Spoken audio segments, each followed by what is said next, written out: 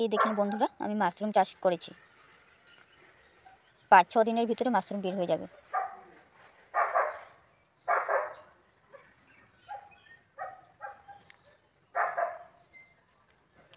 এই দেখেন, এখান থেকে বের হবে। এই দেখেন 5-6 দিন পর মাশরুম বের হয়ে গেছে। এখান থেকে একটা বের হবে, এই যে এখান থেকে একটা বের হবে।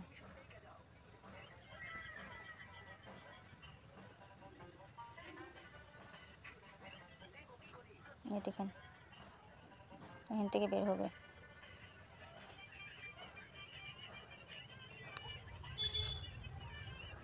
এই দেখেন, এখান থেকে বের হবে,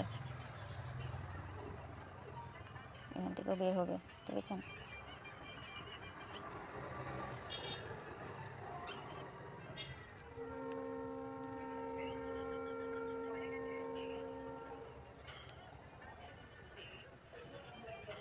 একটু জল দিয়ে দেব, তাড়াতাড়ি বড় হয়ে যাবে।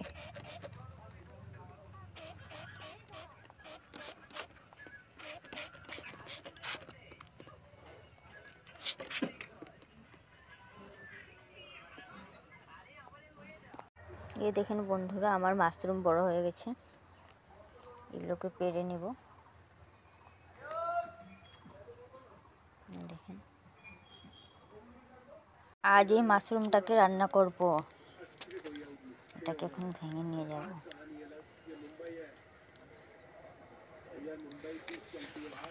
বাপরে, দেখতে পাচ্ছেন? এই দেখেন, দেখতে কত ভালো লাগছে।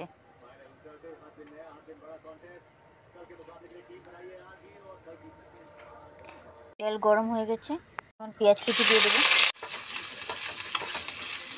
কাঁচা লঙ্কা দিয়ে, এখন কেটে রাখা বেগুন দিয়ে দেবো।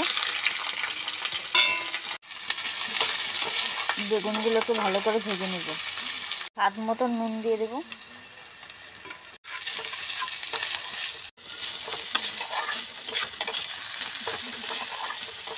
মাশরুমগুলোকে কেটে ধুয়ে পরিষ্কার করে নিয়েছি, তারপর এগুলোকে বয়েল করে নিয়েছি।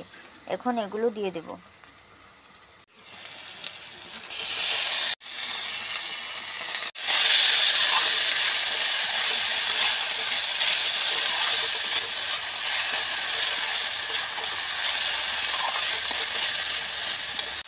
একটু হলুদ গুঁড়ো দিয়ে দেবো।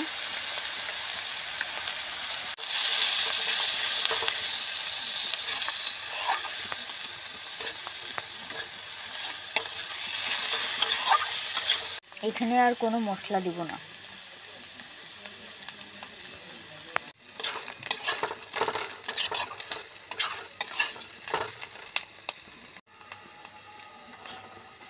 মাশরুম ভাজা হয়ে গেছে, এখন নামিয়ে দেব।